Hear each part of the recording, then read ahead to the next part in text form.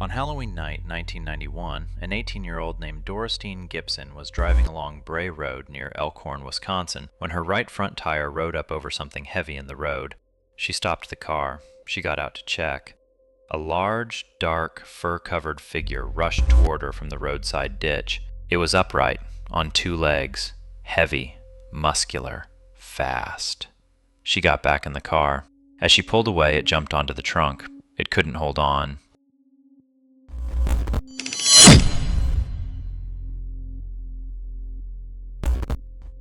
What she'd hit, she believed, was the creature's dinner. It had been eating roadkill.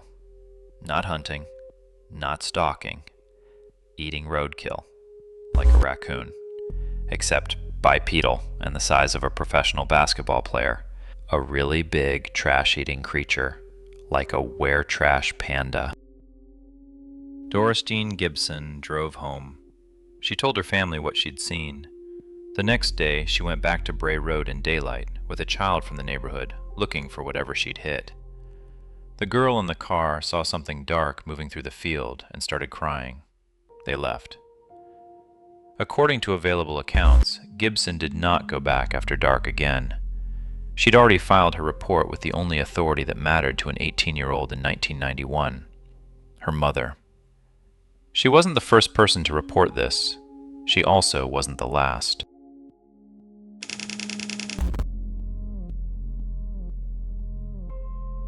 Elkhorn, Wisconsin, Walworth County seat, about 10,000 people, 40 miles southwest of Milwaukee. Gently rolling dairy country. The landmarks are grain elevators and cheese curd outlets. Squeaky cheese curds are the best, if we're editorializing. A geographic note. Bray Road is technically closer to Delavan than to Elkhorn. Delavan is the next town over, slightly smaller, with its own grocery store and its own post office, and its own opinions about the highway numbering. In small-town Wisconsin, near Elkhorn and near Delavan can describe the same 2-mile stretch of road, depending on which county seat the speaker drives to for groceries. The creature did not weigh on in this dispute, but it was reportedly seen by people from both towns. Bray Road runs southeast of the city through cornfields, woodlots, and low, marshy ground along Bray Creek. Not exactly the terrain typically associated with cryptid sightings. No deep forests, no mountain hollows, no mist-covered moors. It's a road, in Wisconsin, near a creek, with a lot of roadkill. The creature reportedly sighted there has the decency to match its surroundings. It is, by all accounts, not particularly dramatic. It eats garbage. A note on the local wildlife. Wisconsin's gray wolves were extirpated by the 1950s. By 1989, when the first Bray Road sightings began, there were essentially no wild wolves in the southern half of the state. Coyotes, yes, but wolves, no. Which becomes relevant later, when the official explanation for the sightings hinges on the witnesses having mistaken something canine for something else canine. The thing they were describing was not native to the county, whatever it was. The sightings were first reported not by a paranormal investigator, not by a tabloid, but by Linda Godfrey, a reporter and illustrator for the Walworth County Week, a supplement to the Janesville Gazette. In December 1991, she was assigned a story about rumors circulating in Elkhorn. Residents had been talking about a large animal seen along Bray Road. The editor thought it might make a good filler piece, something to run next to the farm auction listings. Godfrey expected to write a lighthearted article about people seeing coyotes in the dark and letting their imaginations do the rest. She conducted interviews. She talked to the witnesses. The article was not lighthearted.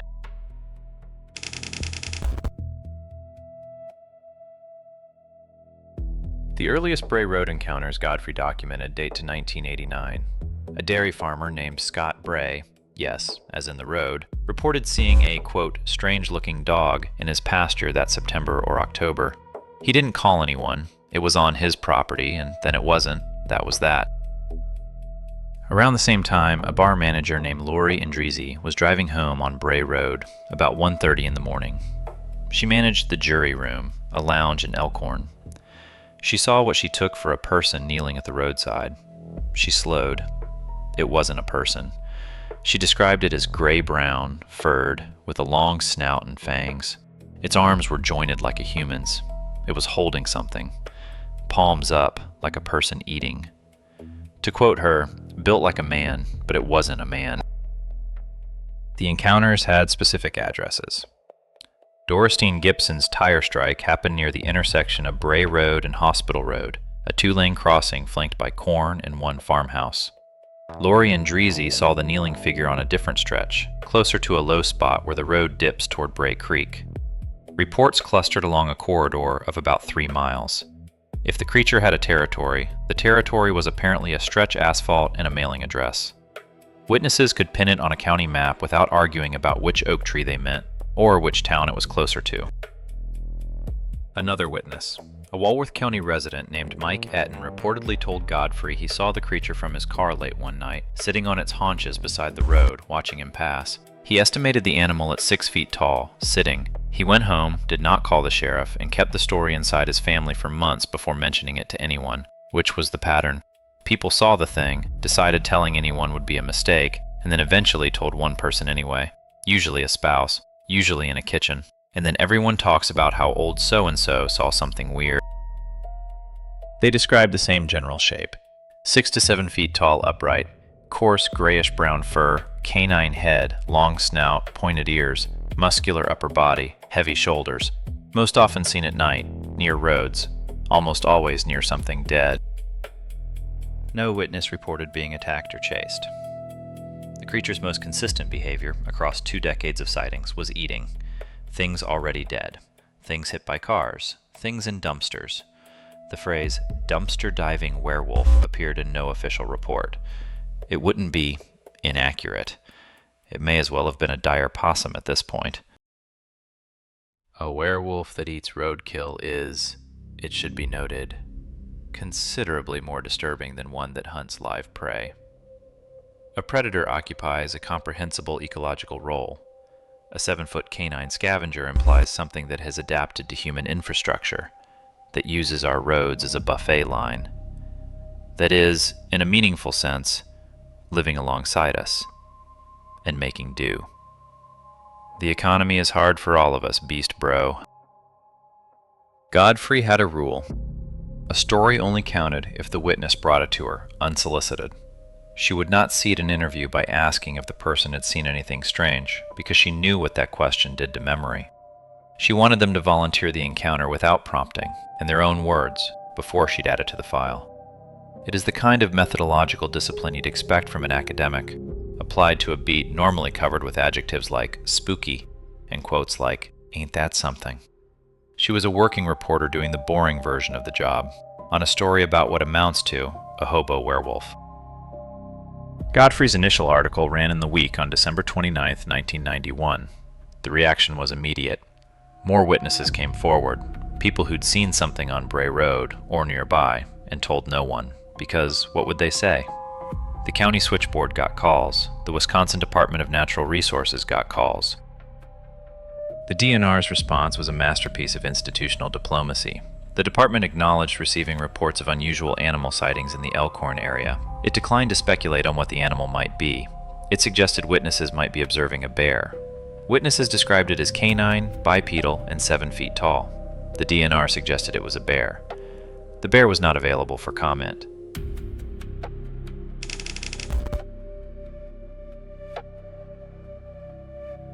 Godfrey kept investigating.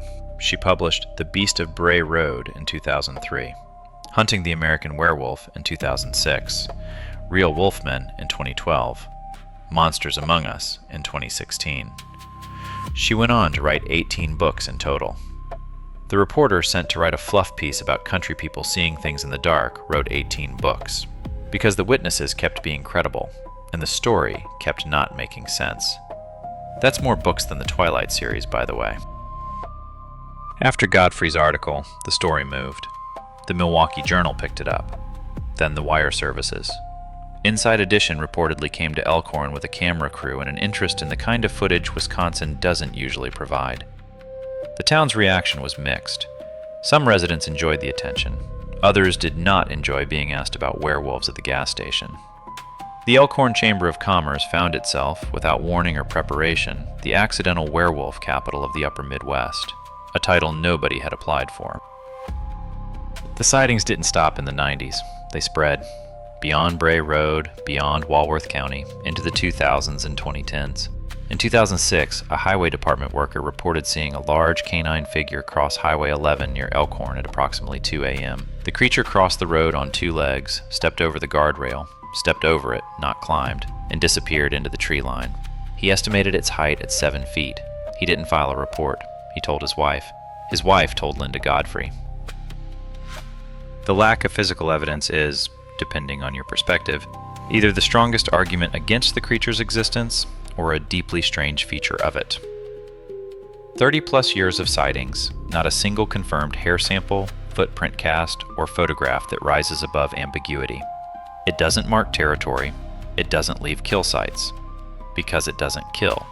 It eats what's already dead and goes home, wherever home is. Consider what the creature has not done. In more than 30 years of reported sightings, no documented attack on a human being, no missing pets traced to it, no livestock killed, no chickens taken, no calves dragged from the pasture. A predator the size of an NBA forward, in dairy country, surrounded by easy targets, has reportedly killed nothing. The inaction is data. Whatever the witnesses are seeing, it doesn't behave like an animal that needs to eat them. It behaves like an animal that's already eaten. Off the shoulder of a county road. When Godfrey first went to John Fredrickson, the Walworth County Animal Control Officer, he didn't laugh. He showed her a folder. The folder was labeled Werewolf. It was not a thin folder, and it was not his AO3 collection.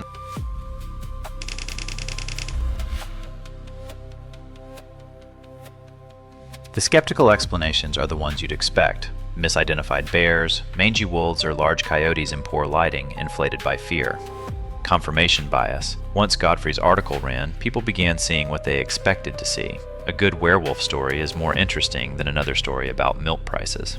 These are reasonable explanations. They account for most cryptid sightings. What the skeptical explanation handles less gracefully is the consistency. The sobriety of the witnesses.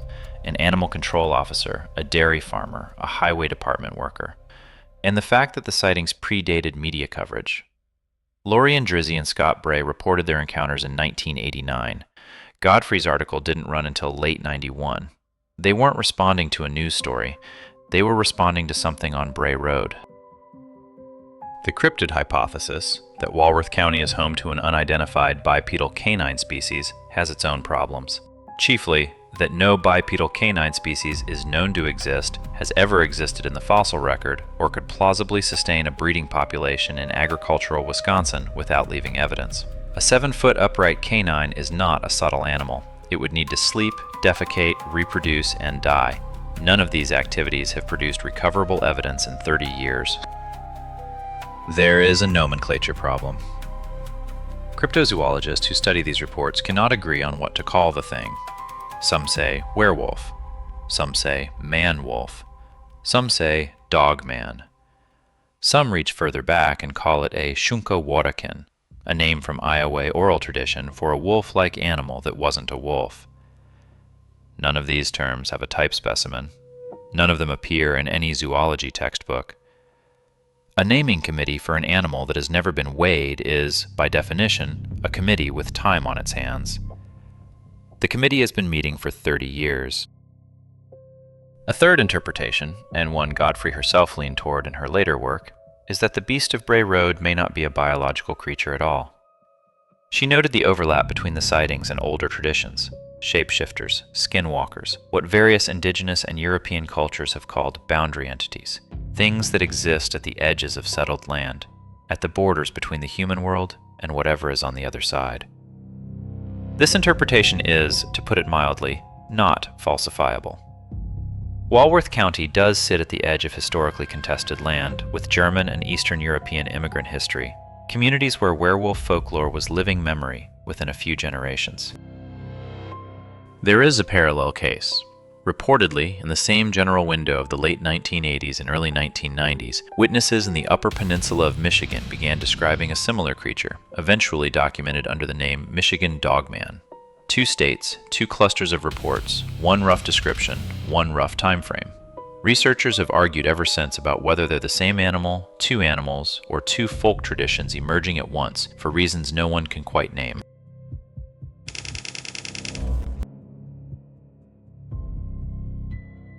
Linda Godfrey died on November 27, 2022. She was 71, Parkinson's disease. She spent 30 years on the filler assignment. She never claimed to know what the witnesses saw. She just kept listening to them. The folder got thicker. Werewolves stayed in the zeitgeist. Roadkill continued to be eaten. Bray Road is still there. Cornfields, drainage ditches, the occasional deer carcass. People still drive it at night.